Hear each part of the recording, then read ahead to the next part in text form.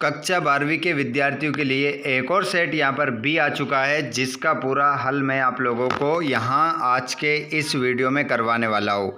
अर्थशास्त्र का पूरा पेपर जो किस प्रकार से आने वाला है, पूरे 32 ऑब्जेक्टिव बताने वाला हूँ कि कैसे ऑब्जेक्टिव आने वाले हैं, कैसे क्वेश्चन ऐसे रहेंगे जो दिमाग का दही करने वाले होंगे। सारे क्वेश्चन यहाँ पर हम देखने वाले हैं और 6 से लेकर 23 तक वो क्वेश्चन बताने वाला हूँ आप लोगों को, जो पेपर के लिए आप लोगों के लिए मोस्ट इम्पोर्टेंट है और आपके पेपर में छपेंगे।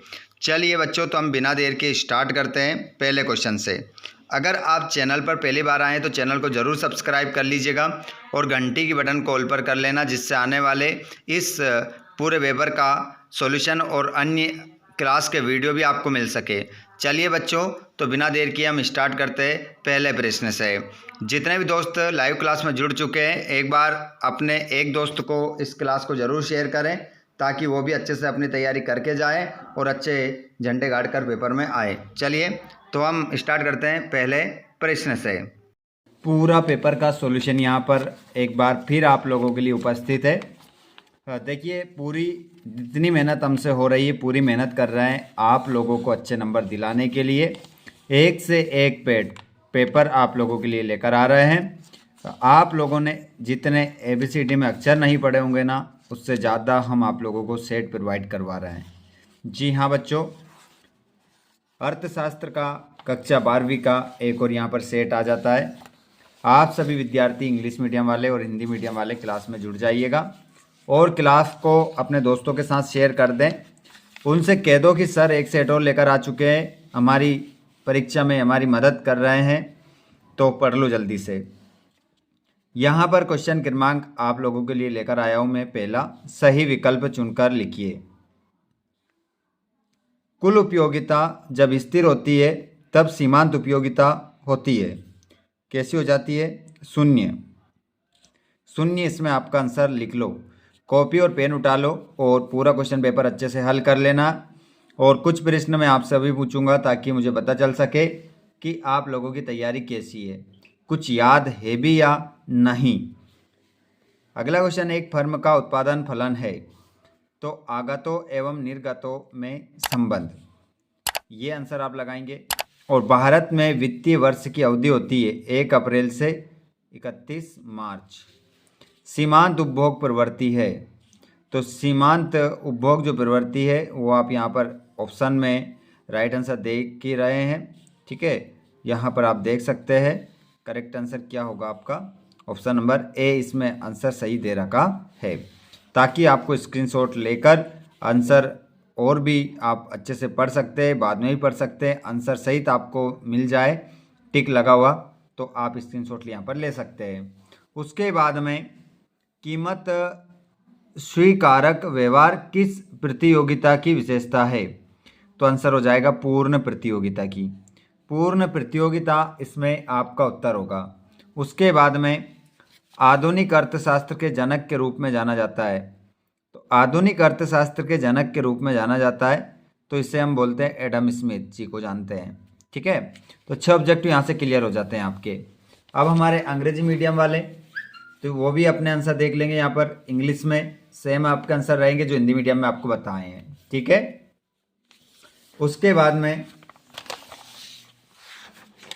यहाँ पर देखेंगे हम प्रश्न क्रमांक हमारा दूसरे में हमें यहाँ पर खालिस्तान मिलते हैं। तो खालिस्तान में हम क्या देखेंगे?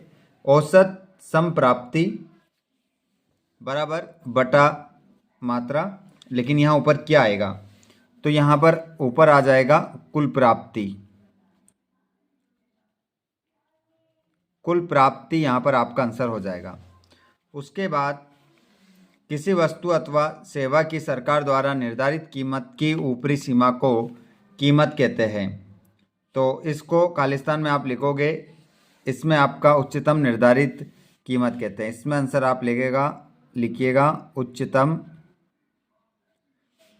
निर्धारित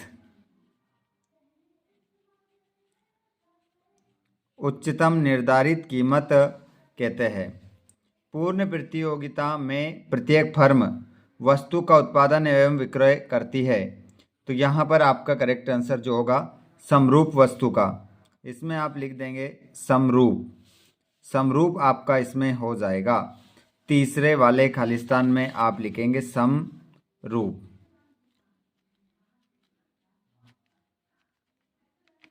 समरूप यहाँ पर आपका उत्तर होगा। उसके बाद भारत का केंद्रीय बैंक, तो इसे हम कह सकते हैं RBI, reserve bank of India. अल्पाधिकार में क्रेताओं की संख्या होती है, तो यहाँ पर आपका जो आंसर हो जाएगा वो कैसी होती है? कम। विदेशी विनिमय दर को दर भी कहते हैं, तो विदेशी विनिमय दर को दर भी कहते हैं। तो यहाँ पर आपका जो विदेशी विनिमय दर को विनिमय दर भी कहते हैं, विनिमय दर भी इसे कहते हैं। संतुलित बजट में आय व्यय की राशि होती है, कैसी होती है? तो इसमें आपका आंसर हो जाएगा बराबर। इसमें बराबर आप आंसर लगाएंगे। उसके बाद आगे यदि हम बढ़े तो इंग्लिश मीडियम वाले बच्चे अपने आंसर लगाएंगे। उसके बाद में हम सत्याफत्य भी यहाँ पर देखेंगे। देखिए यहाँ पर पूरा पेपर का हल आपको देखने को मिल रहा है, और 2 नंबर में, 3 नंबर में, 4 नंबर में कौन सा क्वेश्चन आपको करना है बताइए। अवसर लागत को आर्थिक लागत भी कहते हैं, बताइए इसका आंसर सत्य होगा या असत्य होगा। यहाँ पर आंसर देखकर नहीं बताना है क्योंकि ये गलत है। आप बताइए, आप देखता हूँ सबसे पहले कौन से विद्यार्थी का सही जवाब आता है। जल्दी से बताइए क्या होगा सही उत्तर।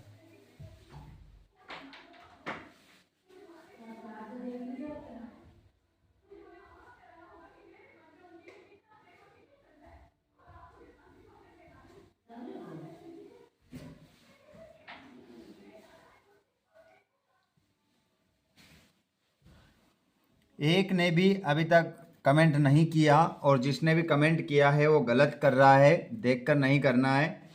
तो यहाँ पर अवसर लागत को आर्थिक लागत भी कहते हैं, तो इसका आंसर आपका होगा सत्य। सत्य इसमें आपका आंसर होगा। उसके बाद वस्तु एवं सेवा कर एक राष्ट्र, एक कर एवं एक बाजार की अवधारणा पर आधारित है, तो इसका आंसर भी आपका क्या हो जाएगा? सत्य हो जाएगा। उसके बाद भारतीय रिजर्व बैंक बैंकों का अंतिम ऋणदाता है, तो इसका आंसर भी आपका सत्य हो जाएगा।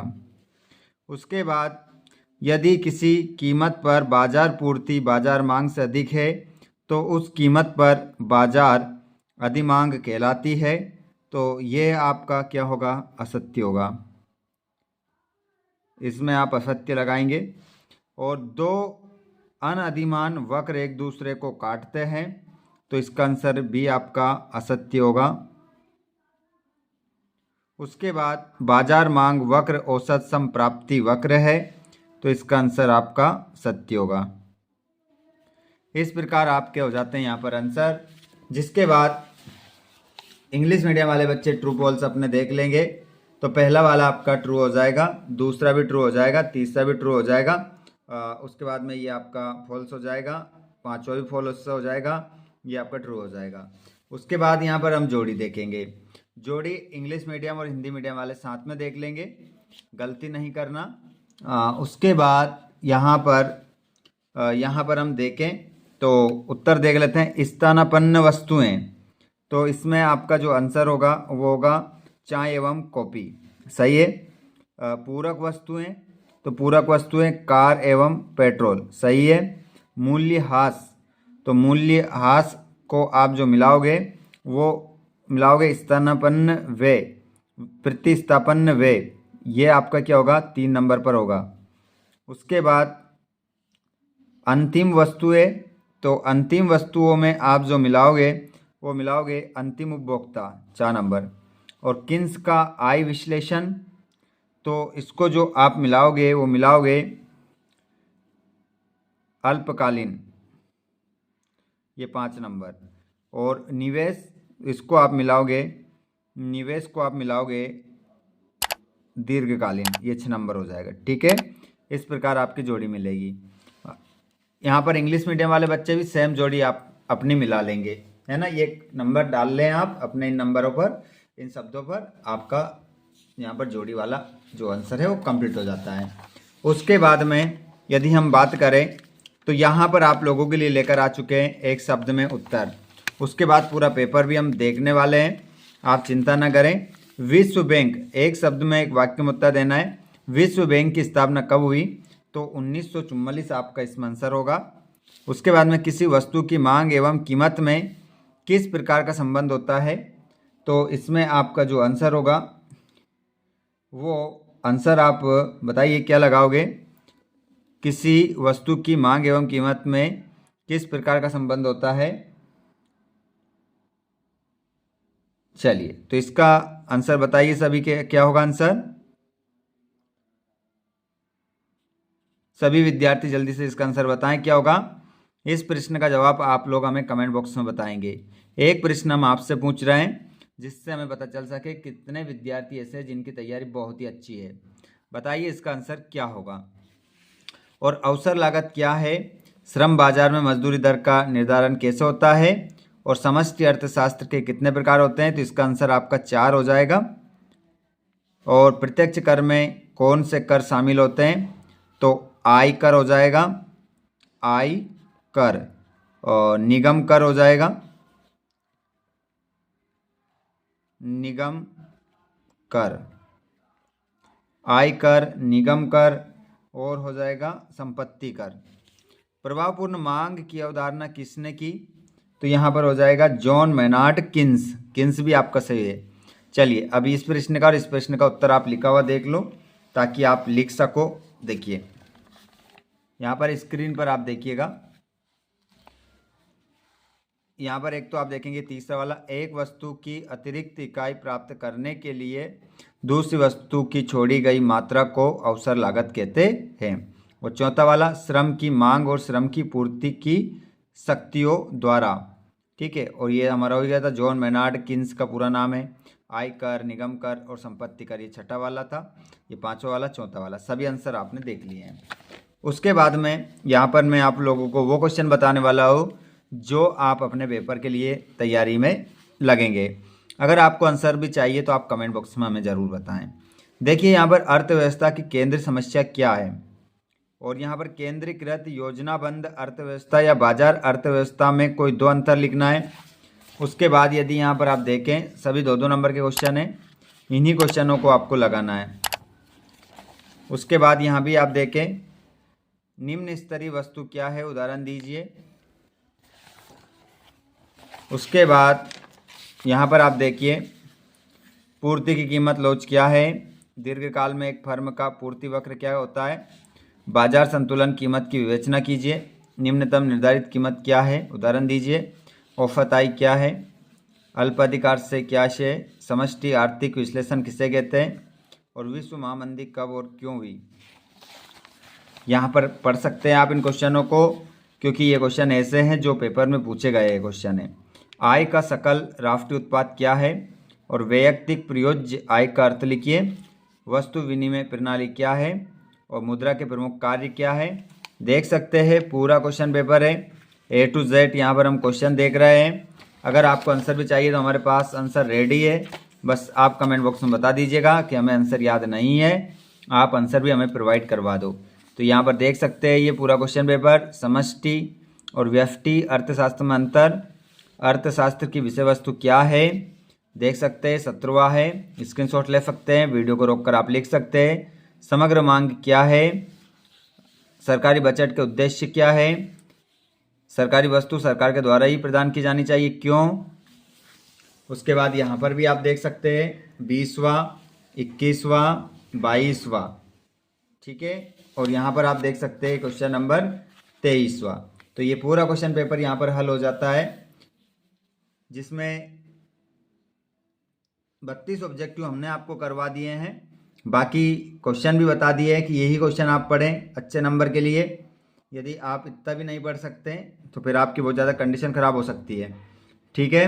वीडियो अच्छा लगा हो तो वीडियो को लाइक कर दें आप, और आने वाली क्लास को प्राप्त करने के लिए चैनल को जरूर सब्सक्राइब करें। और आंसर पाने के लिए, PDF पाने के लिए आप हमारे टेलीग्राम ग्रुप, व्हाट्सएप ग्रुप से जुड़ सकते हैं, जिसकी लिंक हमने डिस्क्रिप्शन में दे रखी है। और यदि आप हमसे डायरेक्ट बात करना चाहते हैं तो इंस्टाग्राम या फेसबुक पेज पर फॉलो करें, जिसकी लिंक भी डिस्क्रिप्शन में है। मिलते हैं हम नेक्स्ट क्लास में, धन्यवाद।